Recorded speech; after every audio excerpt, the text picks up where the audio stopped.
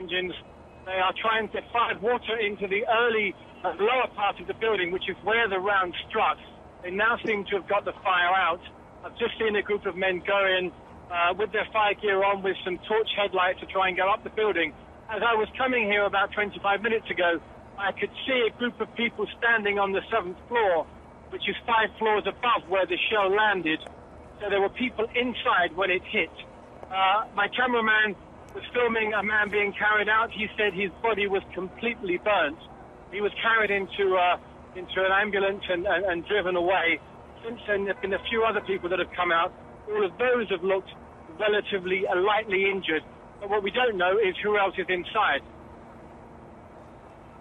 Well, Paul, of course, this building was hit before. Many of the journalists then moved out. Do we know how many people were there? Because we did hear that at least one of the foreign Arab channels had started broadcasting again from there.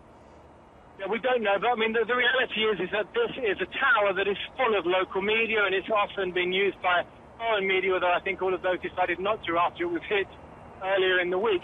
And this is where all their stuff will be built into the building, so they probably don't have any other alternative to either broadcast here or don't broadcast. The difference between this strike and the last strike is the last strike hit the top of the building. It hit the tower in the middle of the night, when perhaps it could have been argued that there was less chance of people being there.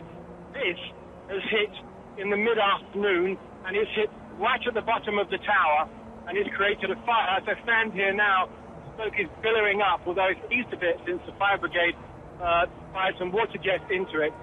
So this is not the same kind of precision strike that we saw earlier in the week, when it could have been argued they were just trying to take out, as they said they were, the antenna. This has hit the very bottom of the building, just above the entrance. But obviously the risk of civilian casualties is always going to be much higher, because, as I say, it's a very busy road. As people can see, it's not far from our bureau. This is the main road through Gaza, and we don't know whether anyone on the ground, when it hit, was injured. We got here about 3 or 4 minutes afterwards, and by then the ambulances were already here and ferrying people away.